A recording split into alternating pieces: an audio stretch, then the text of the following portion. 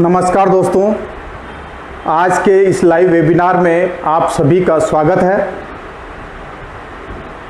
काफ़ी सारे लोग नए होंगे और काफ़ी सारे लोग पुराने भी साथी हैं हमारे। मैं सभी का इस लाइव वेबिनार में स्वागत करता हूं। परिचय: नाम प्रहलाद राय। जिस तरीके से आम भारतीय एक साधारण परिवार में जन्म लेते हैं, उसी तरीके से मेरा भी एक साधारण परिवार से मैं बिलोंग करता हूं। साधारण परिवार में जन्म हुआ और इस खूबसूरत बिजनेस की बदौलत आज मैं अपने सपनों की ज़िंदगी जी रहा हूं। दोस्तों, ये सबसे सही समय है डायरेक्ट सेलिंग इंडस्ट्रीज को करने का। दोस्तों, ये सबसे सही समय है एक प्रोफेशनल नेटवर्कर बनने का। हम डायरेक्ट सेलिंग इंडस्ट्री की जब बात करते हैं, डायरेक्ट सेलिंग इंडस्ट्री में जब हम बात करते हैं तो एक ही बात कहते हैं कि टाइम फ्रीडम, मनी फ्रीडम और परिवार के साथ क्वालिटी टाइम बिताना और खूब सारा समय बिताना। आज इस दौर में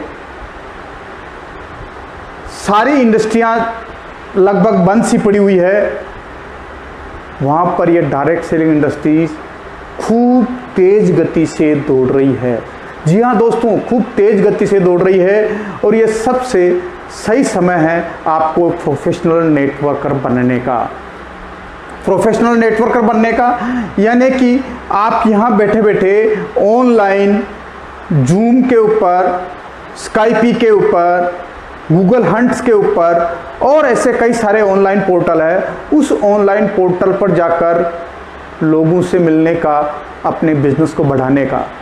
अगर मैं पहले की अगर बात करूं, अगर पहले मैं सिर्फ बॉम्बे जाता तो बॉम्बे वाले लोगों से ही मिल पाता। अगर मैं बेंगलोर जाता तो सिर्फ बेंगलोर वाले लोगों से ही मिल पाता। अगर मैं दिल्ली जाता तो दिल्ली वाले लोगों से मिल पाता। अगर मैं पटना जाता तो पटना वाले लोगों से मिल पाता। कलकत्ता जाता तो कलकत्ता वाले लोगों से मिल पाता। और जिन लोगों को मेरे को कलकत्ता में मिलना होता, वो अपने घरों से दूर दूर 40 किलोमीटर, 100 किलोमीटर, 200 किलोमीटर से जर्नी करके मेरे से मिलने आते।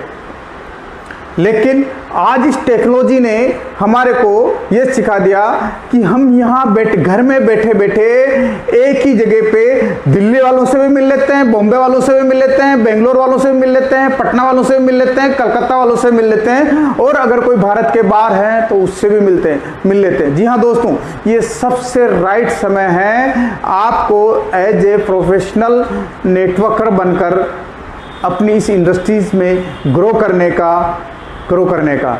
तो आइए हम बात करते हैं कि सब शुरू में इस पृथ्वी के ऊपर मानव आया होगा तो मानव का खान पान कैसा होगा, उसका रहन सहन कैसा होगा। हम देखते हैं, हम विचार करें कि उस समय मानव के कौन सी तरह की उनके पास स्किल हुआ होगी, किस तरह के उनका माइंडसेट हुआ होगा, किस तरह से उस समय उनके औजार हुआ करेंगे। तो हम बात देखते हैं कि शुरू में पाषाण, जैसे कि हम बात करते हैं पीछे जाके देखते हैं तो कहते हैं कि उस समय पाषाण युग था। पाषाण युग यानी कि पत्थर का युग। पत्थर, जिस समय मानव की सोच थी, मानव के औजार थे, वो सारे के सारे पत्थरों के औजार थे। मनुष्य जो है कि पत्थर के औजारों से अपना शिकार करता था और शिकार करके खाता था। उस समय उनके पास किसी भी संग्रह करने की आदत नहीं थी, संग्रह करने की सोच नहीं थी। जब भी भूख लगती जंगल में निकलते, शिकार करते और उसको खा लेते। न उनके पास उनको कल की चिंता थी, न आने वाले समय की चिंता थी और न बीते हुए कल की उनके मन में कोई विचार था। तो उस समय जब पाषाण युग था, जिसको बोलते हैं हम हंटर एज, उस एज में उनकी सोच सिर्फ आज तक और अभी तक एक समय के लिए सीमित थी और उसमें शिकार कैसे करना है, किस पक्षी का कैसे शिकार करना है, सिर्फ उनको स्किल जो है उस शिकार करने की स्किल थी। और जो औजार थे, टूल्स थे, वो भी सारे पत्थर के, कि शिकार कैसे किया जाता है, कैसे अपनी पेट की भूख को शांत किया जाए, उसी तरह के उनके टूल्स सेट थे। जब कुछ दिनों तक शिकार हंटर एज चलता रहा, हंटर एज के बाद में आया फार्मिंग एज। जो ही फार्मिंग एज आया तो मानव के भीतर एक पैसेंस आया, यानी कि उसको पास पैसेंस आया, वो बीजों को बोए, देन उन बीजों की निराई गुड़ाई करे, देन उन बीजों की रक्षा करे, और उसके जब फल लगे तो उसको फसल को काट के वो खाए, देन वो करीब 5-6 महीने तक उसको स्टोर कर सके। तो धीरे धीरे उसके अंदर उस तरह के फार्मिंग एज में, यानी कि उस तरह की सोच हुई कि अब वो कल की चिंता करने लगा, कुछ चीज़ों का संग्रह करने लगा, कैसे खेती है, उसी तरह की उन्होंने स्किल सेट सीखी और उसी तरह के उनमें टूल्स डेवलप किए।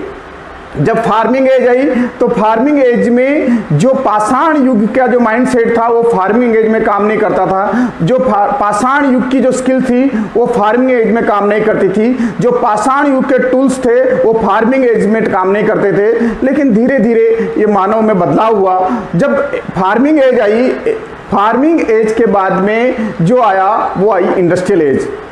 इंडस्ट्रियल एज यानी कि इंडस्ट्री का एज आया और उस समय धीरे धीरे लोगों की और सोच बदली, लोग बाग इंडस्ट्री लगाने लगे, इंडस्ट्री में काम करने लगे और जमीनों के ऊपर इंडस्ट्रियाँ लगने लगी। तो उस समय इंडस्ट्री के अंदर जो भी काम आने वाली चीज़ें हैं उस तरह की उनकी सोच हुई, उसी तरह का उनको स्किल सीखा और उसी तरह के उन्होंने टूल्स ईजाद किए।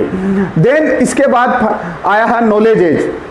नॉलेज एज यानी कि धीरे धीरे लोगों ने सीखना सीखा, धीरे धीरे जो एग्रीकल्चर फार्मिंग एज आई, फार्मिंग एज के बाद में जो इंडस्ट्रियल एज आई, इंडस्ट्रियल एज के बाद में जब नॉलेज एज आया तो नॉलेज एज में आदमी सीखने लगा, कुछ काम करने लगा और काम करके साथ साथ उसी तरीके से जो कि इंडस्ट्री को कैसे रन किया जाए, इंडस्ट्री में कैसे प्रोडक्शन किया जाए, इंडस्ट्री से कैसे पैसा कमाया जाए, तो ये सारी चीज़ें स्किल और सीखना शुरू किया। देन उसी तरह का इंडस्ट्रियल एज में उन्होंने इंडस्ट्री को कैसे ग्रो किया जाए उसी तरह का माइंडसेट हुआ, उसी तरह की उन्होंने स्किल सीखी और उसी तरह के उन्होंने टूल्स यानी कि औजार काम में लिए। और कहते हैं सृष्टि का रूल है कि आपको माइंडसेट को हमेशा और स्किल सेट और माइंडसेट ने टूल सेट को डिमांड के हिसाब से आपको परिवर्तन करना पड़ेगा।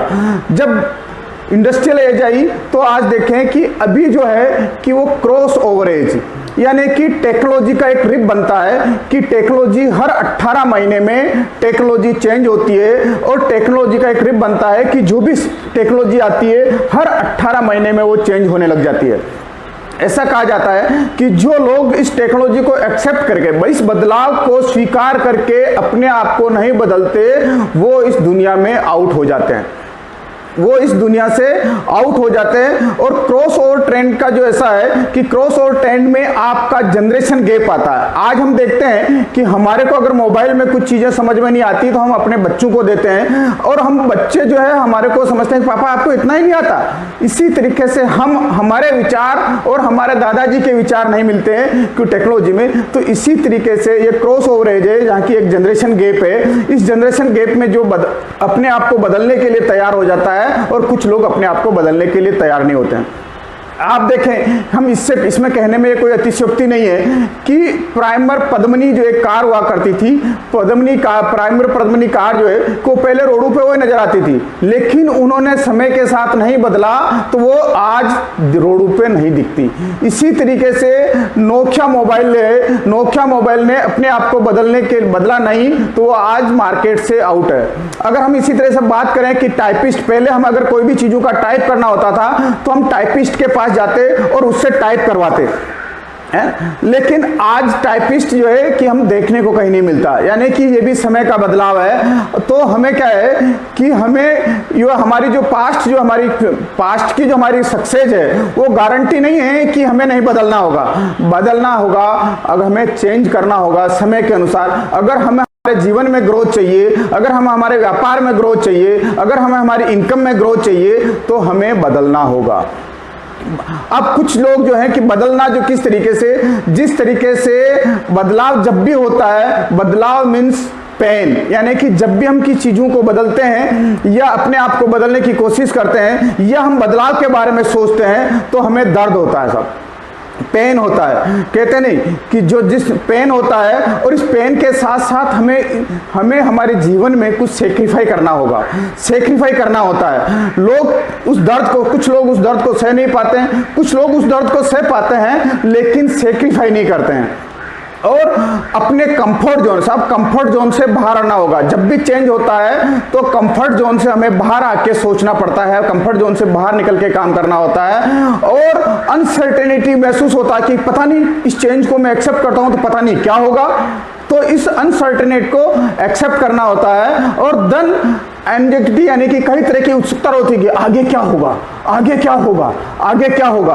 और जब हम चेंज करते हैं तो साहब कई तरह की प्रॉब्लम आती है, लेकिन अगर हमें जीवन में अगर ग्रोथ चाहिए तो हमें चेंज एक्सेप्ट करना पड़ेगा और चेंज करना पड़ेगा। तैयार हैं आप चेंज को एक्सेप्ट करने के लिए, चेंज करने के लिए तैयार हैं?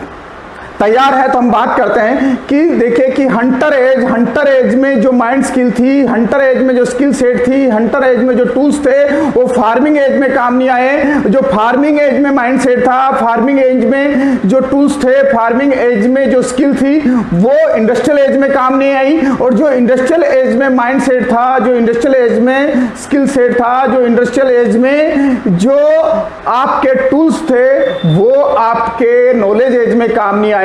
और नॉलेज एज के बाद अभी जो चल रहा है वो क्रॉस ओवर चल रहा है, क्रॉस ओवर एज।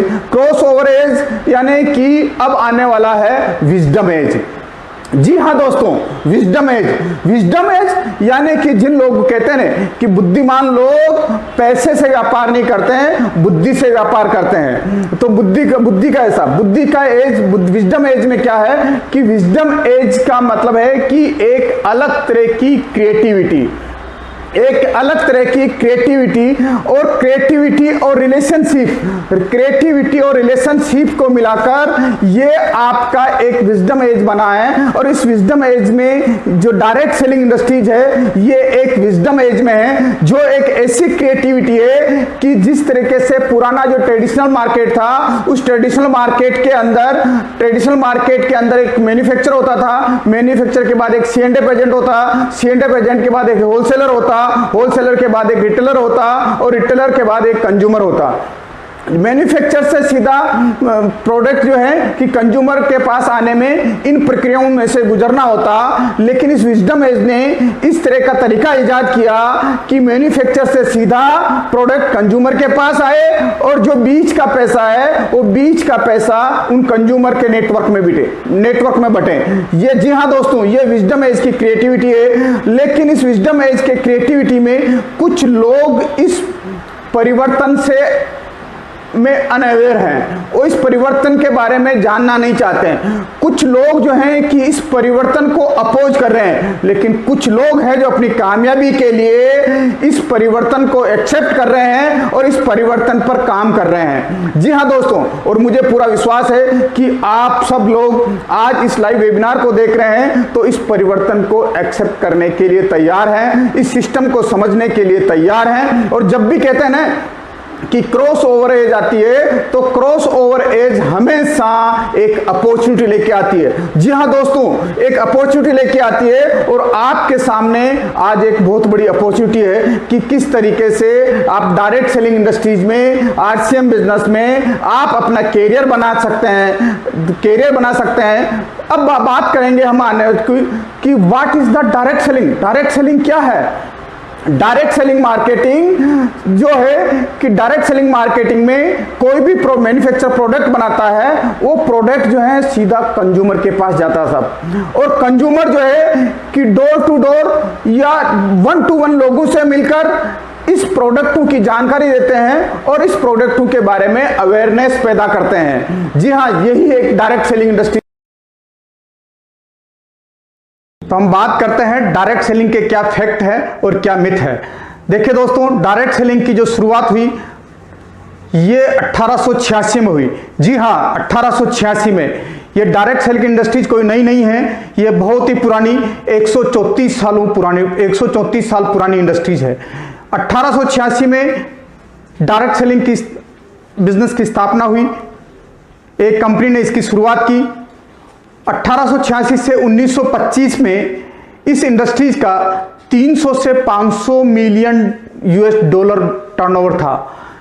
फिर 1925 के बाद 1940 और 1960 में इसमें कई तरह की कंपनियां हो रही और इस मॉडल को जो डायरेक्ट सेल था, डायरेक्ट सेल से मल्टी लेवल मार्केटिंग में चेंज हुआ। ये जी हाँ, 1940 से 1960 के बीच में ये डायरेक्ट सेलिंग से ये मल्टी लेवल मार्केटिंग में ये मॉडल स्थापित हुआ। फिर 1970 में कई तरह के डाइवर्सिफाई प्रोडक्ट आए, इसमें कई तरह के और कंपनियां आई। इसमें फूड प्रोडक्ट, वेलनेस प्रोडक्ट और हाउस होल्ड के प्रोडक्ट भी आए इसमें। और भारत के अंदर ये 1990 में इसकी शुरुआत हुई थी और लेकिन 1996 में बाहर की मल्टीनेशनल कंपनी ने आके भारत में काम करना शुरू किया। जी हाँ दोस्तों, 1996 में। और जब 1996 में बाहर की कंपनी आके यहाँ काम करना शुरू किया, तब इस कंपनी के फाउंडर मिस्टर टीसी छाबड़ा जी के मन में एक तरह का विचार आया और उन्होंने कहा कि जितने भी बाहर की जो कंपनीज हैं, इनके प्रोडक्ट भारत के आम आदमी के जरूरत के नहीं हैं, या आम आदमी इन प्रोडक्टों को इतना एफर्ट नहीं कर सकता। उन प्रोडक्टों को देखने के बाद उनके मन में विचार आया कि ये जो बाहर की कंपनियां, जितने भी कंपनीज है, इनके प्रोडक्ट एक पर्टिकुलर 2%, 3%, 4% लोगों के लिए है, लेकिन भारत के आम आदमी के लोगों के लेवल के नहीं है। तो उनके मन में यह विचार आया, कहा कि आखिर भारत के हर आदमी की मूलभूत आवश्यकता है क्या? तो उनके दिमाग में आया कि रोटी, कपड़ा और मकान, रोटी, कपड़ा और मकान। और उस समय इस कंपनी के पास सिर्फ एक प्रोडक्ट था, वो था कपड़ा। तो उन्होंने कहा कि आदमी की मूलभूत आवश्यकता है रोटी, कपड़ा और मकान, तो हमारे पास कपड़ा है। और एक पैंट पीस से इस कंपनी की शुरुआत हुई। जी हाँ दोस्तों, एक पैंट पीस से इसकी शुरुआत हुई। आज एक पैंट पीस से शुरुआत होकर इसमें गुड मॉर्निंग से गुड नाइट तक के टोटल प्रोडक्ट है, ladies and gents total undergarments हैं, पैंट्स हैं, ट्राउजर्स हैं, शर्ट्स हैं, प्लस टी शर्ट्स हैं, लोअर्स हैं, अंडरगारमेंट्स हैं, प्लस फूड सप्लीमेंट के हेल्थ फूड सप्लीमेंट प्रोडक्ट हैं, प्लस एग्रीकल्चर के प्रोडक्ट हैं, कई तरह के इसमें प्रोडक्ट है। जी हाँ दोस्तों, और इस इंडस्ट्री की अगर हम बात करें तो ये शुरुआत हुई। देन इस इंडस्ट्री का जो टर्नओवर है हर साल बढ़ता जा रहा था। अगर हम बात करें 2015 के टर्नओवर की, तो आप देखिए 2015 का टर्नओवर कितना, $183.6 बिलियन था। फिर 2016 के अंदर 187.00 बिलियन था। 2017 में 190.6 बिलियन था और 2018 में 192.9 मिलियन $था। तो दोस्तों हर साल ये इंडस्ट्री ग्रोथ कर रही है। ये टर्नओवर आपके, ये आंकड़े आपके सामने हैं। और इसमें एक कई लोग जो है हर साल इसमें कई तरह के नए लोग इसमें इन्वॉल्व हो रहे हैं अभी। जी हाँ दोस्तों, पूरे अगर वर्ल्ड वाइड के अगर सिनेरियो की अगर हम बात करें तो पूरे वर्ल्ड वाइड के सिनेरियोज में 74% वुमन महिलाएं काम कर रही है और 26% इसमें पुरुष काम कर रहे हैं। और इस इंडस्ट्रीज में हर तरह के लोग, हर तरह के, छोटे से लेके बड़ा तक, 18 साल से 65 साल के, हर एज के, हर एक गरीब से लेके एक अमीर आदमी, हर बैकग्राउंड के लोग इसमें इन्वॉल्व हो रहे हैं। लगभग 16.6 यानी कि लगभग 10.5 मिलियन लोग इसको फुल टाइम कर रहे हैं, 42.9 मिलियन लोग जो है इसको पार्ट टाइम कर रहे हैं और 64.9 बिलियन लोग जो है कि इसको सिर्फ उपभोक्ता बन के, क्योंकि उनको डायरेक्ट सेलिंग के प्रोडक्ट अच्छे लगते हैं, सिर्फ प्रोडक्ट को यूज कर रहे हैं साहब। ये डायरेक्ट सेलिंग के कुछ आपको फैक्ट बताएं।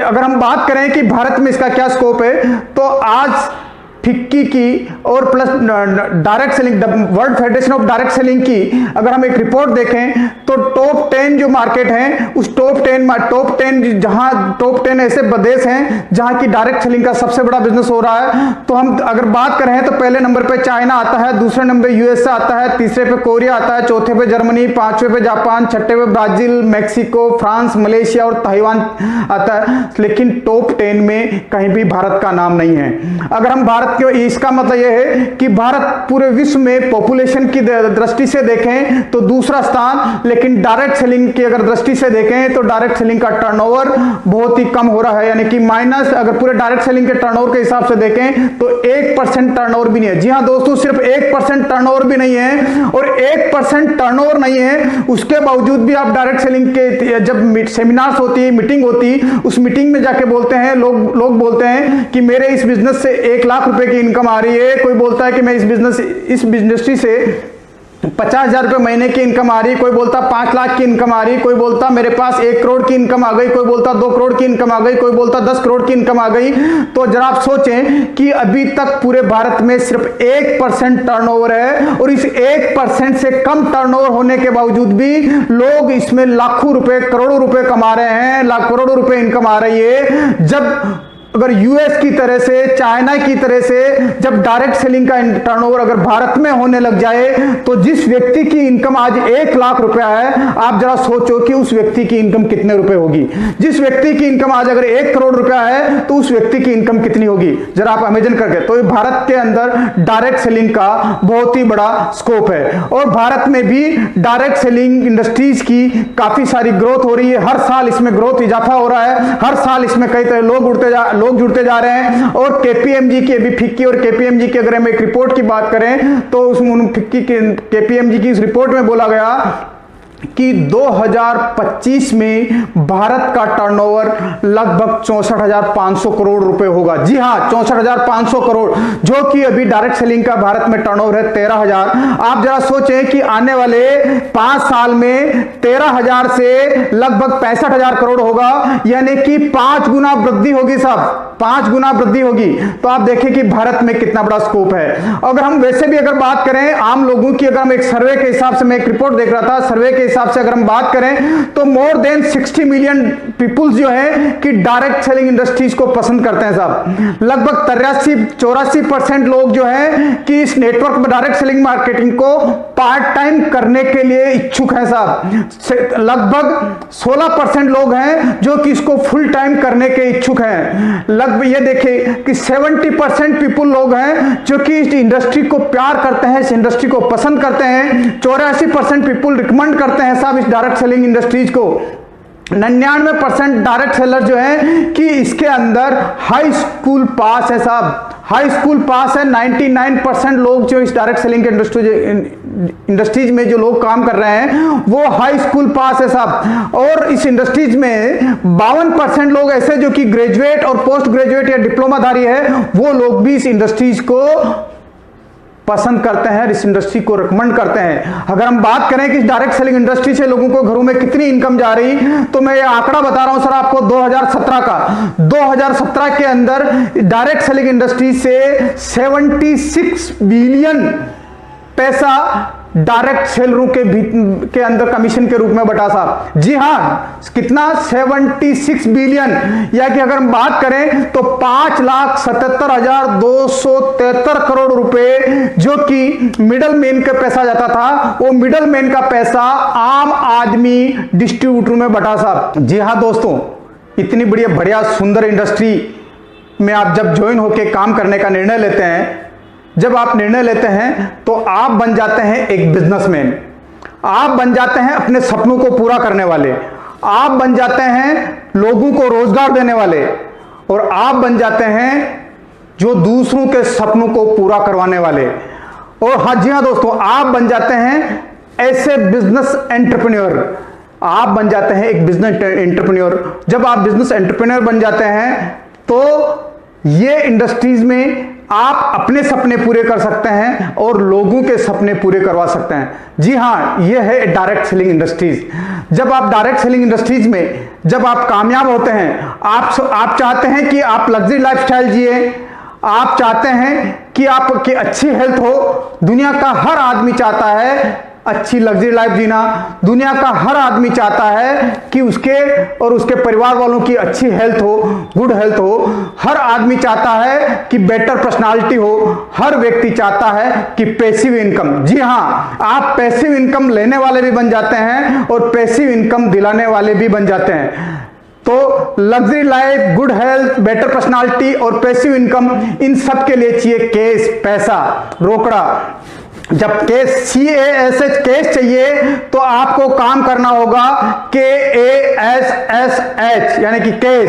CASH चाहिए आपको, केस चाहिए तो आपको काम करना होगा KASSH केस के ऊपर, यानी कि K for knowledge, A for association and attitude, S for skill, S for strategy और H फॉर हैबिट। नॉलेज यानी कि ज्ञान, कहते हैं कि ज्ञान, आप कोई भी काम करें, हम चाहे हम खेती करें, चाहे हम नौकरी करें, चाहे हम व्यापार करें, कुछ भी करें साहब, हमारे को